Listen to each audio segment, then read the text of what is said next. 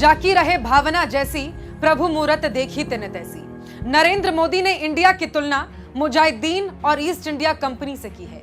अडानी को मालिक बनाकर 140 करोड़ देशवासियों का दमन करने वाले प्रधानमंत्री के जहन में इंडिया को लेकर नफरत, हिंसा, अलगाववाद और गुलामी की सोच अब भी कायम है। ऐसा कहते हुए मोदी जी उस विनायक दामोदर सावरकर को भूल जाते हैं जिसे ईस्ट इंडिया कंपनी से पेंशन मिला करती थी, जिसके विचार जिन्ना से मिलते थे, जिसने अपनी किताब हिंदुत्व में सबसे पहले द्विराष्ट्र सिद्धांत का जिक्र किया था। मोदी उस श्यामा प्रसाद मुखर्जी को भूल जाते हैं जिन्होंने ईस्ट इंडिया कंपनी के साथ मिलकर बापू के भारत छोड़ो आंदोलन का विरोध किया था। यह आगामी चुनाव में मिलने वाली हार का खौफ है कि उन्हें इंडिया में पीएफआई और ईस्ट इंडिया दिखता है।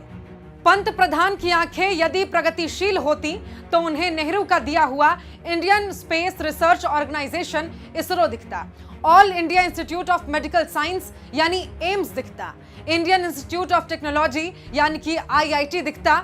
मोदी को देश से मोहब्बत होती तो उन्हें इंडियन आर्मी दिखती, आईटीबीपी दिखता, इंडियन नेवी दिखती, देश को गति देने वाले आईएएस, आईपीएस, आईएफएस, आईआरएस दिखते। लेकिन मोदी के आईजी ऑफ इंडिया में नफरत, हिंसा और दंगा के अलावा कुछ और है ही नहीं। मोदी के नेतृत्व में इंडिया की बर्बादी के अलावा कुछ शेष नहीं दिखता। अब मोदी सरकार चाहकर भी अपनी नाकामी नहीं छुपा पाती है। उनका skill India, digital India, make in India, Khelo India पहले ही फ्लॉप हो चुका है। न्यू इंडिया के नाम पर जनता से किया गया छलावा भी अब सबके सामने आ चुका है। अब देश ये जान चुका है कि उनके भीतर की नैतिकता मर चुकी है।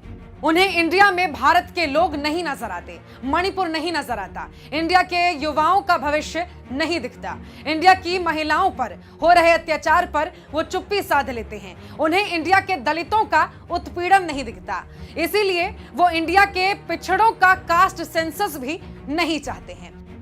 ये सारे कलंक आरएसएस, भाजपा और मोदी ने अपने कारनामों से अपने नाम किया है। 52 साल तक तिरंगा का विरोध करके भारत की अस्मिता और स्वाभिमान से खिलवाड़ किया है। बाबा साहेब के संविधान का विरोध करके देश का अपमान किया है। भाजपा ने समय समय पर देश के साथ गद्दारी की है। इनका एक नेता ध्रुव सक्सेना आईएसआई एजेंट निकला था। इनकी मातृ संस्था आरएसएस के प्रदीप कुरुलकर ने रक्षा विभाग से जुड़ी न जाने कितनी जानकारियां पाकिस्तान को दे दी।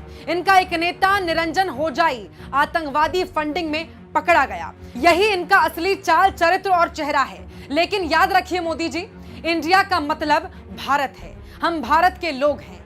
भारत की महान विरासत है, संस्कृति है, विविधता है, एकता, समानता और भाईचारा है।